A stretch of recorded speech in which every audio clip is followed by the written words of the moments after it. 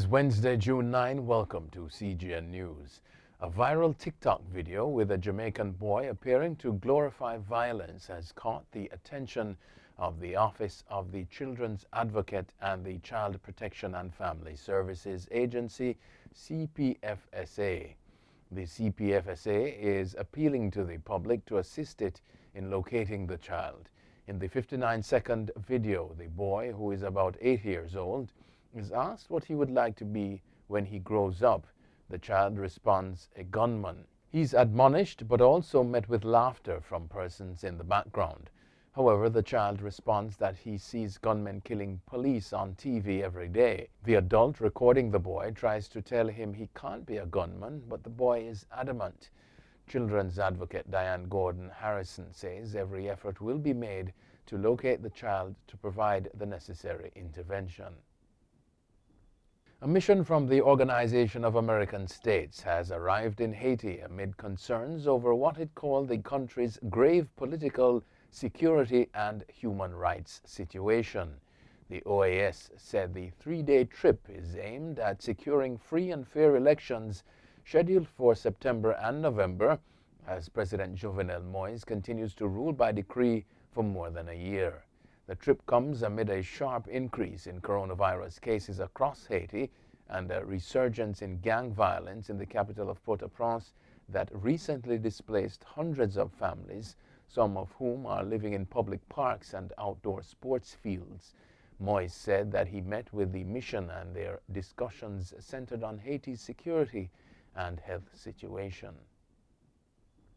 The government of Guyana said it will seek approval for a $10 billion supplementary budget when the National Assembly meets on Thursday as it deals with countrywide flooding. Vice President Barat Jagdeo says the supplementary financing will be used to repair infrastructure, specifically roads and bridges that have been damaged by the flooding. He said support will also be given to farmers, miners and families whose livelihoods were affected by the natural disaster. The government and the Civil Defense Commission have been handing out relief supplies to persons affected by the floods caused by heavy rains over the last few days. Jamaicans 60 years and older who have been fully vaccinated can apply for a $10,000 grant from the government. Dr. Nigel Clark, Finance and Public Service Minister, announced in Parliament Tuesday. The initiative takes effect July 15. Clark revealed that at present 7,052 or only 2% of the 350,000 Jamaicans 60 years and older have been inoculated against COVID-19.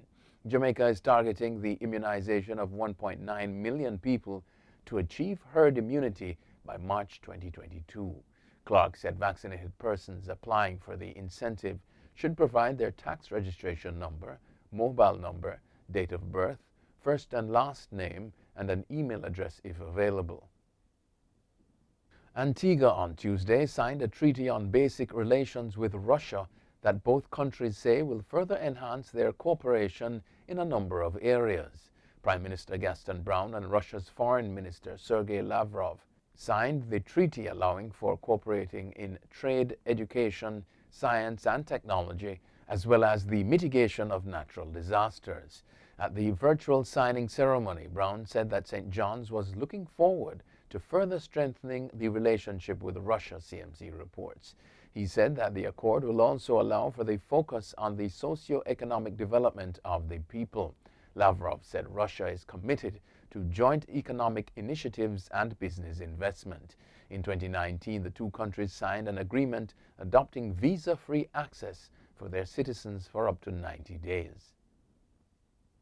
A British policeman has pleaded guilty to the kidnap and rape of a woman as she walked home in South London and whose body was found a week later in the woods. A court at London's Old Bailey heard Tuesday that Wayne Cousins, 48, accepted responsibility for the death of 33-year-old marketing executive Sarah Everard. Members of her family sat in court to witness the defendant enter his plea. Everard, local media reported, has Jamaican heritage. Her grandmother, Pamela, was born in Jamaica and migrated to England where working as a nurse, she met her husband, Ken Everard. Sarah Everard went missing as she walked home from a friend's house in Clapham, South London on March 3.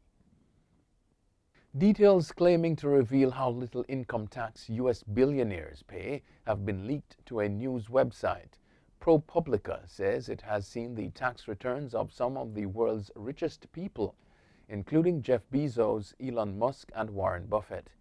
The website alleges Amazon's Bezos paid no tax in 2007 and 2011, while Tesla's Musk paid nothing in 2018. A White House spokeswoman called the leak illegal, and the FBI and tax authorities are investigating.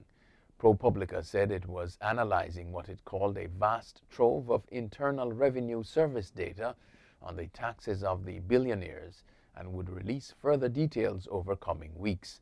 The BBC said it was not able to confirm the claims, but there is much debate about the taxes paid by the wealthy.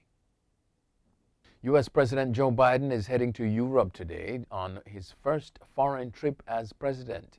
While there, he will participate in both the G7 and NATO summits, as well as the EU-US summit. Biden's key message to allies has been that America is back after former President Trump at times mocked leaders of the nation's closest allies and championed an America First platform. The trip will focus on America's commitment to rallying world democracies and defending shared values. But the most closely watched part of Biden's trip will be a summit with Russian President Vladimir Putin. The engagement promises particularly high stakes, especially given recent ransomware attacks in the U.S. committed by hackers that U.S. intelligence officials say are in Russia. Donald Trump praised Nigeria's Twitter ban and says he wishes he had done the same while he was president. Quote, "Congratulations to the country of Nigeria who just banned Twitter because they banned their president. More countries should ban Twitter and Facebook for not allowing free and open speech," end quote, Trump said. Twitter removed a tweet from Buhari that violated its policies. Trump had used Twitter to make announcements, pick fights, and share thoughts with his 88.7 million followers. He was permanently banned after the deadly Capitol riots in January. And finally, French President Emmanuel Macron has been slapped in the face on an official visit to the southeast of France. In a video circulating on social media, Macron is seen walking up to a barrier on a trip outside the city of Valence. A man in a green t-shirt slaps Macron in the face before officers quickly move in. The president is pulled away. 2 men have been arrested following the incident, French media report. In the video, Macron briefly returned to the barrier and once again interacted with the crowd. President Macron is currently on a tour of France as the country prepares to ease its coronavirus restrictions. That's it for CGN News. I'm Scott Wilson. Thanks for watching.